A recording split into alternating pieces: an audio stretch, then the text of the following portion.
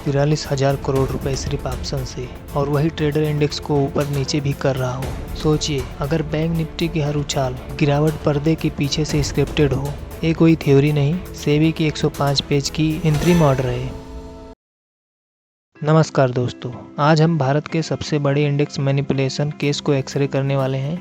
जेन street कौन है, सेबी को शक कैसे हुआ, पेज 1, पेज 2 और marking the close playbook, 43,000 crore का गणित, सेबी का अंतरिम आदेश और मार्केट इम्पैक्ट, रिटेल के लिए सीख, ऑप्शंस में मार्केट मेकर को कैसे पकड़ें। तो जेन स्ट्रीट क्या है? जेन स्ट्रीट एक प्रमुख अमेरिकी प्रोप्राइटरी ट्रेडिंग फर्म है जिसकी स्थापना वर्ष 2000 में न्यूयॉर्क में हुई थी। यह फर्म क्वांटिटेटिव ट्रेडिंग में विशेषता रखती है और ग्लोबल लेवल पर काम करती है। इसके कार्यालय न्यूयॉर्क, लंदन, हांगकांग और सिंगापुर सहित कई देशों में फैले हुए हैं। जेन स्ट्रीट मुख्य रूप से तकनीकी एल्गोरिदम हाई फ्रिक्वेंसी ट्रेडिंग के माध्यम से एक्सचेंजों पर बड़ी मात्रा में ट्रेड करती है। भारत में इसके संचालन GSI इन्वेस्टमेंट, GSI2 इन्वेस्टमेंट्स और जेन स्ट्रीट की एशिया शाखाओं के जरिए किए जाते हैं।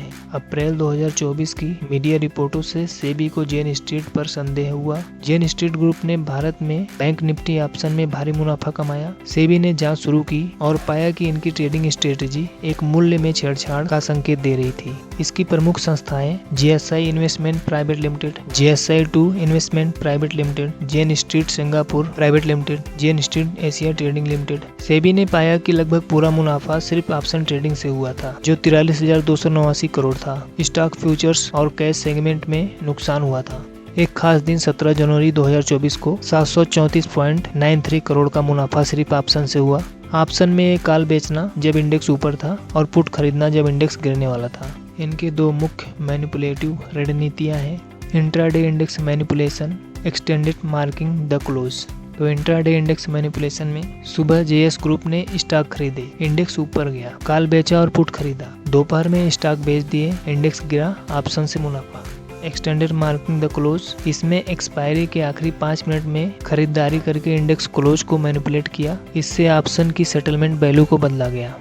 Stock wise price manipulation, ICICI bank, Kotak bank, HDFC bank जैसे स्टॉक पर जानबूझकर LTP को ऊपर ढकेला गया। जेएस ग्रुप ने अपने ऑर्डर LTP से ऊपर लगाकर स्टॉक के प्राइस को बढ़ाया। मार्केट का पूरा मूवमेंट जेएस ग्रुप की मर्जी से तय हो रहा था। इस डेटा की पुष्टि जेएस का प्राइस इंपैक्ट +200 से +400 तक और अन्य प्रतिभागियों का प्राइस इंपैक्ट नेगेटिव था। Option premium manipulation plus example, तो ऑप्शन स्ट्राइक को जानबूझकर इन द मनी या आउट ऑफ द मनी कराया गया। एग्जाम्पल जैसे 47,000 का पुट ऑप्शन 145 रुपए में खरीदा, क्लोजिंग पर 935 रुपया हुआ। इसी तरह कॉल ऑप्शन 480 रुपए में बेचा गया, क्लोजिंग पर 0.3 रहा। इससे जेएस ग्रुप ने हर मूवमेंट को पहले से प्लान कर रखा था।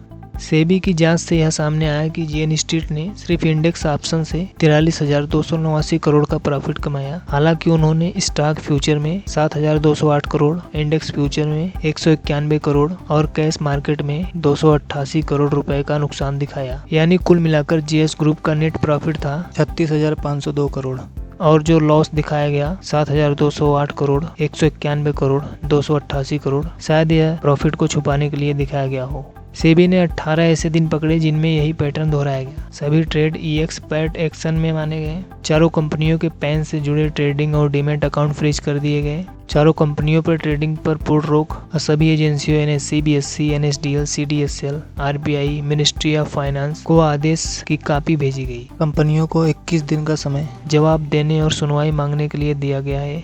अब बात करते हैं कौन कौन से डेट को कितना प्रॉफिट हुआ। तो 17 जनवरी 2024 734.93 करोड़ इंट्राडे इंडेक्स मैनिपुलेशन में। 8 मई 2024 171 crore extended marking the close. 15 मई 2024 160.71 करोड़ इंट्राडे इंडेक्स मैनिपुलेशन। 29 मई 2024 258.55 करोड़ इंट्राडे इंडेक्स मैनिपुलेशन। 19 जून 2024 322.44 crore intraday index manipulation.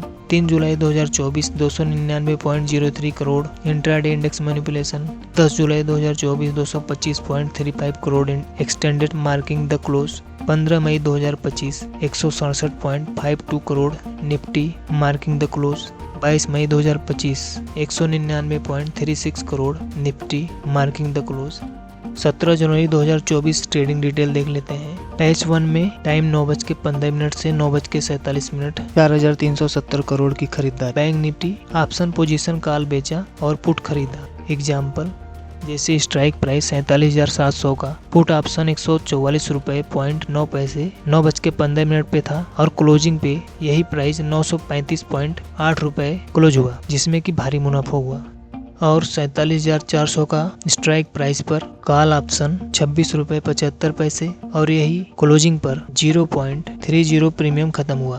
Patch 2 11:49 से लेकर 3:30 तक सेल ऑर्डर से इंडेक्स गिरा। ऑप्शन मुनाफा रियलाइज। फ्यूचर मार्केट डेटा 25 जुलाई 2024 का। Stock HDFC bank, quantity 24.5 lakh, turnover crore में 400 crore, market share 37%। ICICI bank, quantity 29.5 lakh, turnover 368 crore, market share 38%। Bank Nifty index future 31 जुलाई 2024 को, quantity 1.4 lakh, traded value 735 crore, GS share 24.94%। SEBI का यह आदेश केवल एक ट्रेडिंग पैटर्न को नहीं बल्कि एक पूरी रणनीति को उजागर करता है, जहां प्राइस मूवमेंट बनाकर उस पर खुद मुनाफा कमाया जाता है। यह केस भारत के फाइनेंशियल मार्केट के लिए चेतावनी है कि कैसे ग्लोबल फर्म भी मैनिपुलेट कर सकती है और क्यों हमें रेगुलेशन, पारदर्शिता और सतर्क की जरूरत है। अगर आपने यह वीडियो यहाँ तक देखा है तो एक लाइक जरूर करें। सेबी और इंडियन इन्वेस्टरों के लिए यह केस एक टर्निंग पॉइंट है। क्या जेन स्ट्रीट दोषी है या नहीं, इसका फैसला अदालत और आगे की सुनवाई में होगी, लेकिन हमें सतर्क रहना चाहिए। इस वीडियो को शेयर कीजिए ताकि बाकी निवेशकों को भी यह जानकारी मिले और सब्सक्राइब करके बेल आइकन जरूर दबाएं। मिलते हैं अगले वीडियो में, तब तक के लिए जय हिंद।